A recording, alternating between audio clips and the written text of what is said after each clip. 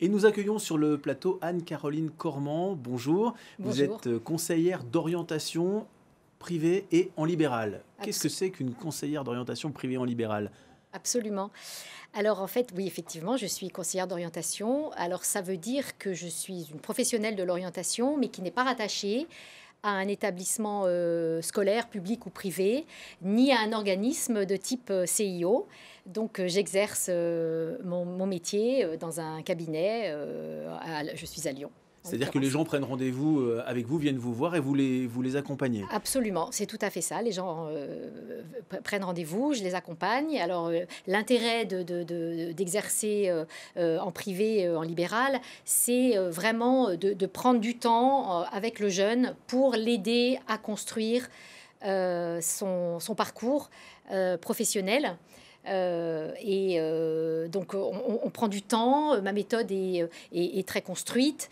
Je fonctionne avec un entretien et puis des tests. Et puis, on travaille ensemble sur un logiciel professionnel de métier, ce qui va lui permettre d'être mis au contact de métiers auxquels il a peut-être déjà pensé, mais aussi peut-être de métiers qu'il ne connaît pas.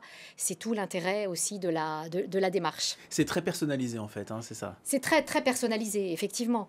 Et ça fonctionne sur plusieurs séances. Donc, il y a une mise en relation qui s'effectue entre le conseiller et le jeune.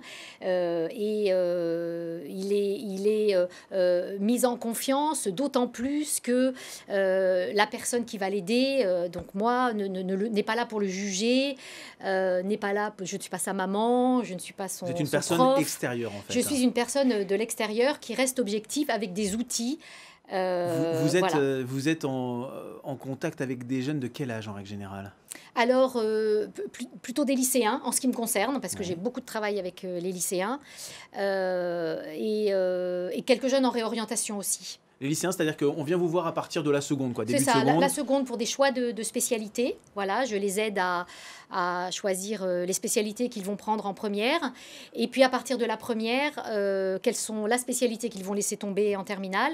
Et puis en fin de terminale, parce qu'il me faut de la matière et des bulletins scolaires aussi, même si tout n'est pas basé sur le bulletin scolaire, je fais des bilans complets, donc il va les préparer Au choix au choix d'orientation. d'orientation et à leurs vœux sur Parcoursup ou hors Parcoursup. Comment on choisit son orientation en fait? Est-ce qu'il faut se baser sur ses résultats scolaires, sur ce qu'on aime, sur ce qu'ont fait nos parents? Ça se passe comment? C'est un mélange de tout ça et ça, à la fois, c'est travers, hein. Souvent, on a des jeunes lycéens qui vont suivre un petit peu la voie des parents, parfois un peu contraints d'ailleurs. C'est aussi pour ça qu'on va plutôt vers des filières, des choix d'options en terminale. Le fils d'un artisan va devenir artisan, le fils... Enfin, dans l'état d'esprit, c'est ça, quoi. Disons On qu'il a peut y toujours fait avoir ça une dans la pression famille. familiale, Ouais. voilà, on va dire ça comme ça, pour avoir un certain nombre de contraintes supplémentaires. Moi, je dirais qu'on choisit son orientation par rapport à ses envies et par rapport à ses aptitudes. Si en plus ça peut coller à un projet, pourquoi pas familial, de reprise d'entreprise familiale, très bien, mais c'est surtout ses envies et ses aptitudes, ses envies. Parce qu'une vie professionnelle, elle est longue. C'est 45 ans minimum, peut-être un peu plus d'ici là. Donc c'est un choix qui est un choix très important et qui ne concerne pas que la rentrée à venir, mais qui concerne vraiment les années futures. Ensuite, on le fait par rapport à ses aptitudes. Bien évidemment, si on n'est pas très scientifique, on ne va pas aller vers des études d'ingénieur. Donc c'est du bon sens. Mais c'est surtout les envies qui comptent. Parce que évidemment, quand on va prendre le temps d'aller dans son école avec beaucoup de joie, beaucoup d'envie d'apprendre, envie de se transcender, etc., eh bien, on sera forcément plus à même de réussir. À quel moment il faut commencer à réfléchir à ça? Le plus tôt possible. Le plus tôt possible. On parlait tout à l'heure, donc dès la troisième, certains cherchent à s'orienter, à définir le choix du type de lycée dans lequel on va aller. Puis ensuite, ça arrive très vite. En première, il faut choisir un certain nombre d'options. Il va falloir en éliminer pour la classe de terminale. Et selon les options, on va pouvoir s'ouvrir des portes ou se fermer d'autres portes. Donc la réflexion sur son choix d'orientation doit se faire le plus tôt possible. Mais maintenant, il faut aussi comprendre que certains jeunes à 17 ans ne savent pas vraiment ce qu'ils veulent faire. Et c'est pour ça qu'il existe aussi des programmes qui sont des programmes un peu plus généraliste, où l'étudiant, quand il va devenir étudiant, va pouvoir aussi se tester et continuer finalement d'aller chercher son choix d'orientation quelque part. Oui, effectivement, est-ce qu'en sortie de troisième, on sait déjà ce qu'on veut devenir de manière certaine? Ah, pas forcément, non, non, même c'est très rare. Hein, on a 14 ans, 15 ans en troisième, non, c'est très difficile. Par contre, quand on s'y prend un petit peu en amont et quand on commence à se faire aider pour réfléchir à son orientation, il y a plein de choses à faire en fait. Il n'y a pas que l'école dans la vie et c'est important de cumuler les expériences. Ça permet aussi de mieux se construire. Alors, cumuler les expériences, ça veut dire quoi? Ça veut dire rencontrer des professionnels. Quand on a une idée, un rêve, eh bien, c'est d'essayer de le mettre assez rapidement dans le concret en fait et de rencontrer des professionnels, de commencer à visiter des écoles, de faire des stages, et puis même de se connaître dans un cadre associatif aussi, c'est très intéressant. Donc c'est tout cela que je leur recommande de faire. De toucher du doigt les métiers, en fait, avant d'aller voir la théorie. C'est ça, c'est ça, c'est ça. C'est souvent très, très intéressant de toucher du doigt, comme vous dites, et ça permet de se mettre en situation hors école. Est-ce que les élèves et les lycéens ont une idée de la palette de choix qu'ils ont? Ou est-ce que ils ont une idée assez rétrécie? Est-ce qu'ils voient qu'ils peuvent, que le monde leur est ouvert, en Oui. fait? Non, alors il y a en fait beaucoup d'informations, mais ils ont du mal à s'approprier l'information en fait. Il y a beaucoup de filières d'études, chaque gouvernement en plus met sa patte dans des nouvelles filières, les écoles se regroupent, il y en a d'autres qui se créent, donc c'est très très difficile pour un jeune de se faire un chemin dans tout ce qui existe, d'où l'intérêt de venir voir une conseillère d'orientation en libéral qui va prendre le temps avec le jeune de débroussailler un petit peu tout ça. Ça prend du temps, tout ça? Oui, ça prend du temps. Ça prend du temps. Alors, ma manière de fonctionner, c'est en 3-4 séances. Mais effectivement, le plus tôt un jeune peut commencer, le mieux c'est.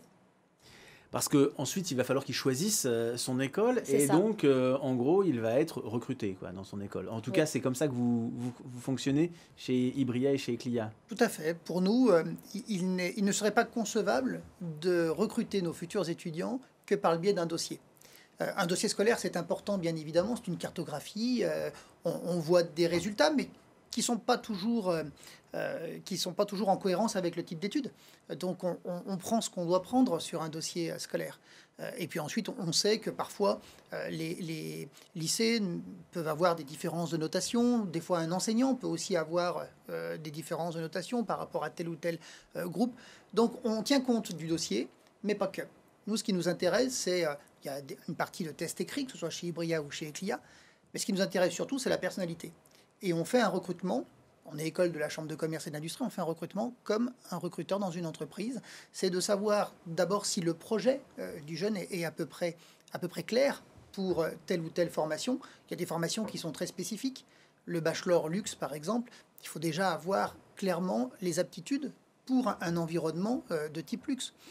L'école Ibria, qui mixe les sciences de l'ingénieur et les sciences de gestion, demande aussi certaines aptitudes en sciences et une philosophie de formation qui est totalement différente du bachelor traditionnel d'Eclia qu'on va retrouver à Saint-Étienne ou à Lyon, qui est une approche plus territoriale, plus pragmatique, plus terrain, plus développement commercial. Ça veut dire quoi? Qu'il y a un concours écrit et puis un entretien oral, c'est ça? C'est ça. Il y a donc le dossier du candidat, un concours écrit, et puis surtout un entretien fait par des professionnels, d'ailleurs, qui sont là pour juger l'aptitude du candidat à être demain un bon étudiant. C'est-à-dire, est-ce que l'école est adaptée à l'étudiant et est-ce que l'étudiant sera adapté à l'école? Ça veut dire que ce recrutement, il n'est pas forcément fait par des professeurs, il est fait par des professionnels. Il est fait par qui d'autre, en fait? Il y a C'est plusieurs exclusivement profils. des partenaires entreprises qui viennent. Donc, ce sont des gens qui sont en activité professionnelle et qui viennent avec cette logique de faire un recrutement comme si c'était un recrutement d'un jeune collaborateur. Ce qui n'est pas du tout le cas de Parcoursup. Parcoursup, c'est quoi? C'est le dossier qui compte. Oui, alors pas toujours. Hein. Il y a des formations quand même sur Parcoursup qui proposent des entretiens. Mais il faut savoir que l'offre sur Parcoursup, elle n'est pas exhaustive. Hein. Il y a aussi d'autres très bonnes écoles qui proposent des formations, des écoles d'hôtellerie, des écoles de commerce, de design aussi. Et leur atout, c'est qu'elles ont une réactivité qui est beaucoup plus intéressante que le calendrier strict de Parcoursup. C'est-à-dire que l'intérêt de ces écoles, l'avantage de ces écoles, c'est de procéder à un recrutement des jeunes très en amont, donc parfois dès le mois de novembre, dès le mois de décembre. Donc le jeune va pouvoir aller passer l'entretien et puis très rapidement, l'école étant très réactive, va lui donner une réponse, ce qui va le soulager parce qu'il saura que sa place est retenue dans une formation pour le mois de septembre. Donc ça enlève quand même c'est-à-dire qu'il se consacre à son baccalauréat, il est déjà sûr d'avoir sa place après. Et voilà, exactement. Et ça, c'est très intéressant dans un moment comme on le connaît aujourd'hui. Qui est un peu stressant. Un peu stressant, anxiogène, etc. Et voilà. ces concours, en fait, donc, ils commencent au mois de décembre et ils se terminent même presque après l'été, quoi. Vous avez des recrues qui arrivent au dernier moment. On peut encore intégrer des candidats, effectivement, au retour de congé. Pourquoi on a un calendrier qui est totalement différent? Ça vient d'être dit, Parcoursup, c'est un calendrier qui est strict, qui est rigide, qui correspond aussi à une philosophie de recrutement avec une plateforme unique. Il faut admettre qu'un certain nombre de jeunes ont suffisamment de stress pour ne pas rentrer dans ce type de calendrier qui est extrêmement anxiogène. Vous devez choisir au mois de janvier, vous devez valider au mois de mars vos vœux, vous devez attendre le mois de mai, fin mai, d'avoir une affectation, et peut-être, même certainement, parce qu'il faut réagir très vite. Il faut réagir très vite, et en plus, vous risquez d'être en liste d'attente dans beaucoup d'endroits, surtout cette année où il y a énormément de formations qui sont choisies, faute de salons, etc., faute de connaissances souvent par les lycéens. Donc c'est un environnement qui est extrêmement stressant, parce que beaucoup de jeunes vont passer le baccalauréat, du moins les épreuves qui restera. Beaucoup de jeunes vont partir en vacances sans savoir encore où ils seront à la rentrée. Et en plus, ça a une autre vertu, c'est-à-dire que vous avez de moins en moins, enfin, vous n'avez pas très peu de réorientation, en fait, c'est ça? Compte tenu que nous faisons un recrutement qui est un vrai recrutement, du coup, on a la quasi-assurance de ne pas être en échec scolaire dès le premier semestre, ce qui va être le cas dans beaucoup de formations, où on voit bien qu'il y a une réorientation. Il y a de plus en plus de rentrées de février dans des écoles parce qu'il y a des besoins de réorientation. Dans les écoles comme Eclia ou Ibria, vous passez un concours qui est un vrai entretien de recrutement. Vous avez une réponse qui est pas instantanée, mais quasi dans la semaine. On est capable de vous dire si vous êtes retenu ou pas. Pas besoin d'attendre plusieurs mois pour avoir cette réponse. Votre projet, il est mûri puisque lorsque on va vous recevoir, on va vous recruter, on va vous sélectionner parce qu'il y a une adéquation. Donc il y a très peu de chances pour qu'il y ait un échec, ne serait-ce même qu'au bout de l'année ou au bout des 3 ans ou des 5 ans de formation. On est à plus de 90% de réussite dans nos formations parce que finalement, le jeune étudiant a été sélectionné, connaît sa formation et il y a un engagement qui est au-delà d'un engagement purement de spectateurs. Ce sont des acteurs de leur formation. C'est ce que vous voyez aussi, vous, des gens qui se réorientent après la première année souvent? Oui, de plus en plus. Énormément de jeunes n'ont pas pris le temps de mûrir leur projet, de rencontrer quelqu'un qui va les écouter, qui va les aider à mieux se connaître et vont s'engouffrer dans des formations sans trop de réflexion. Donc effectivement, le taux de réorientation en première ou en deuxième année d'études post-bac, il est très très élevé. Et donc, c'est intéressant de se poser la question et d'avoir un vrai recrutement pour éviter cette perte de temps finalement après. C'est ça. Et de vraiment poser les choses avec quelqu'un de l'extérieur qui n'est pas juge, qui n'est pas la maman, qui n'est pas, ça c'est très important, qui n'est pas le prof non plus, et qui va vraiment analyser les choses et les faire mûrir de manière objective. Merci beaucoup en tout cas, Anne-Caroline Cormand, d'être venue passer ce moment avec nous pour nous expliquer tout ça.